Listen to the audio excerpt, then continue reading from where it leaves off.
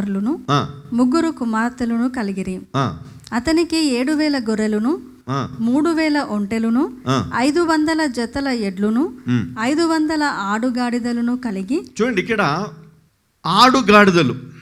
మరి ఇప్పుడు మనము బర్రెపాలు, ఆవు పాలు అమ్మేవాళ్ళు చాలా ధనవంతులుగా కనపడతారు మనకి. ఆ కాలంలో గాడిద పాలు చాలా కాస్ట్లీ. ఎవరికైతే ఈ ఆడుగాడిదలు ఉంటాయో వారు చాలా ధనవంతులు. అక్కడ మరి ఎన్ని ఉన్నాయంటానికి?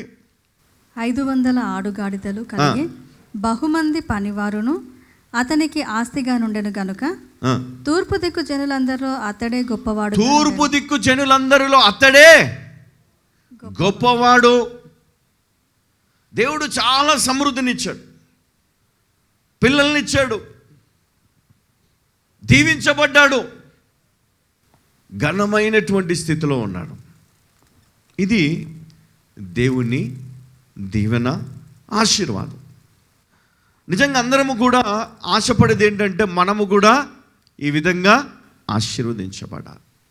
మనము కూడా ఈ విధమైనటువంటి సమృద్ధిని మనం కలిగి ఉండాలి. ఎవరికి ఉండదండి? చెప్పండి, ఎవరికి ఉండదు సమృద్ధి కావాలని? ఎంతమందికి ఉంది చెప్పండి కదా? సమృద్ధి జీవించాలి, అన్ని విషయాల్లో దేవుడు నన్ను హెచ్చించాలి, దేవుడు నన్ను ఆశీర్వదించాలి అని ఎంతమందికి ఉండదు? అందరికీ ఉంటుంది కదా. మరి ఈయన సీక్రెట్ ఏంటి అంటే, చెడుతనమును విసర్జించినవాడు నీతిమంతుడు, యథార్థవర్తనుడు. మరి ఈయనకి ఇవ్వబడినటువంటి బిరుదులు అనుకోండి. ఎంతమంది రోజు యథార్థ జీవితాన్ని జీవిస్తున్నారు, యథార్థవంతులుగా సత్యాన్ని పలుకుతూ సత్యాన్ని అనుసరిస్తూ ఎంతమంది ఈరోజు మీ జీవితంలో ముందుకెళ్తున్నారు? ఏ మోసం చేయకుండా, ఏ విధమైనటువంటి అన్యాయము చేయకుండా, దేవుని దృష్టిలో యథార్థంగా, యథార్థవంతునిగా, యథార్థవంతురాలుగా జీవించేవారు ఎంతమంది ఈరోజు? చెప్పుకోవడానికి మనము యథార్థవంతులమే, కానీ దేవుని దృష్టిలో నీవు ఎలాంటి వాడవో ఈరోజు ఒకసారి ఆలోచన చేయాలి. మనకు ఈ లోకములో చాలా ఆశీర్వదించబడాలని మనకు ఆశ ఉన్నది, అది సహజమే.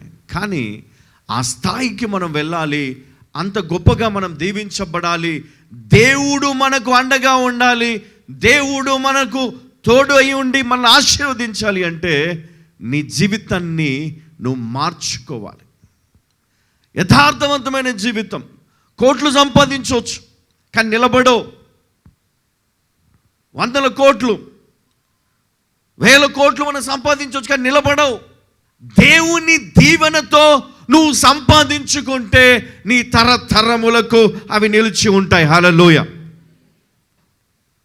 దేవుని దయతో నువ్వు సంపాదించుకుంటే దేవుడు తరతరములు దీవిస్తాడు. మన జీవితంలో కనబడట్లేదు.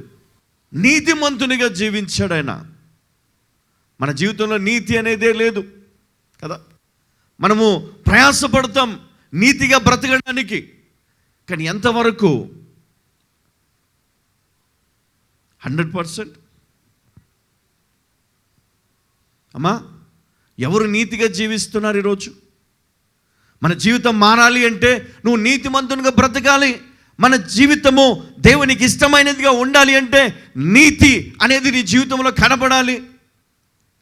నీ పిల్లలు వర్ధిల్లాలి అంటే నీవు నీతిమంతునిగా ఉండాలన్నది మరి యోబుని చూసి మనము నేర్చుకోవాలి.